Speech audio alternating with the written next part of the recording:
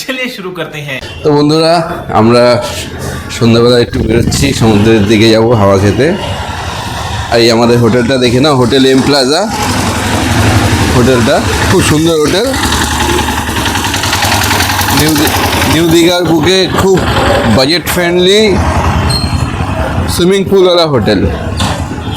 তো সোনামা, কেমন লাগছে তোমার দীঘা ঘুরতে এসে? আমার দীঘা ঘুরতে এসে হেভি লাগছে, ভালো লাগছে, পারফেক্ট একদম। রোহান, তোমার কেমন লাগছে ঘুরতে এসে? সবাই রেডি হয়ে গেছে, আমরা খুব সোনামা, এক্সাইটেড। এই সন্ধ্যাবেলা আমরা রোহানের একটু মা ঘুমিয়ে সবাই নিয়েছি, ready। আমরা যাচ্ছি। ঘুমিয়ে নিয়ে এখন হচ্ছে বেরিয়েছি সন্ধ্যাবেলা। কি করছে গ্রিল কিচেন? হ্যাঁ তো বন্ধুরা, দীঘা পুরো জমজমাট, চারিদিকে লোকজন ঘুরছে, ভরপুর একদম, খুব দারুণ হাওয়া চলছে। তো আসো, তোমাদের সমুদ্রে নিয়ে যাচ্ছি এবার।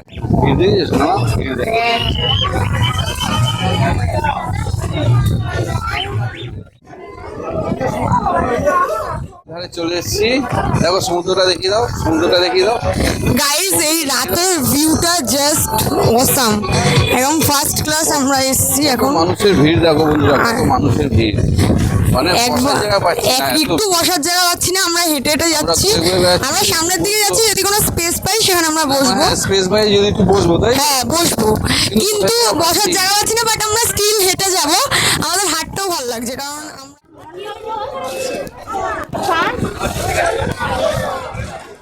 আমরা ফাইনালি একটা সিট পেয়েছি আর আমরা এখানেই বসে পড়েছি সবাই।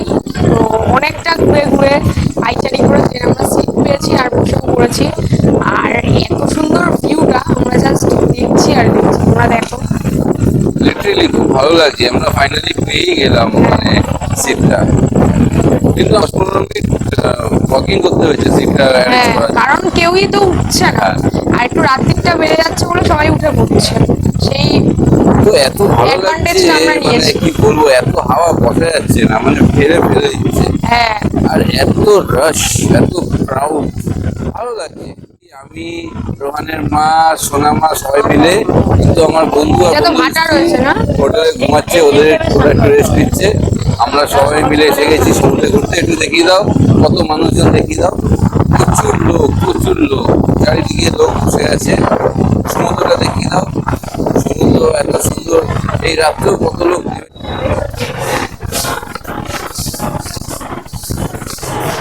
আমাদের হোটেল থেকে ছোটখাটো হয়েছে না, একটু বসে নি।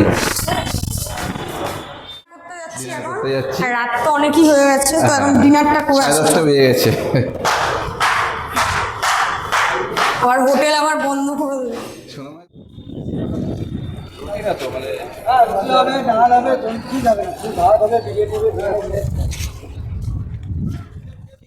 মর্নিং বলতে বিয়েতেই ব্রেকফাস্ট করেছিলাম, কিন্তু মানে একেবারে লুচি তরকারি একদমই জাস্ট থার্ড ক্লাস। আমরা খুবই ডিসঅ্যাপয়েন্টেড হয়েছি, তাই জন্য উনি বারবার করে আমাদেরকে রিকোয়েস্ট করছে, ডাকছে, কিন্তু আমরা যাবো না।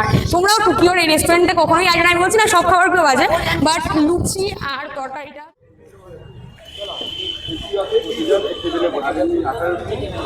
এটা নরম দিব সেই মালটা নরম। হ্যালো, ভালো ছিল। কি কোটা মতো লাগবে আটা রুটি? হ্যাঁ আটা রুটি আছে রে। দিদি চলে যান, এসি ফ্রি রেস্টুরেন্ট। আমরা এখন ওয়েট করছি। আমরা অর্ডার করেছি রুমালি রুটি, তড়কা, চানা পনির অ্যান্ড আমাদের দুজনের জন্য রুমালি রুটি অর্ডার করেছি। এখন বসে আছি, কতক্ষণ দেবে। প্রচুর ভিড়, একটু দেখিয়ে দাও কত ভিড়। প্রচুর ভিড়।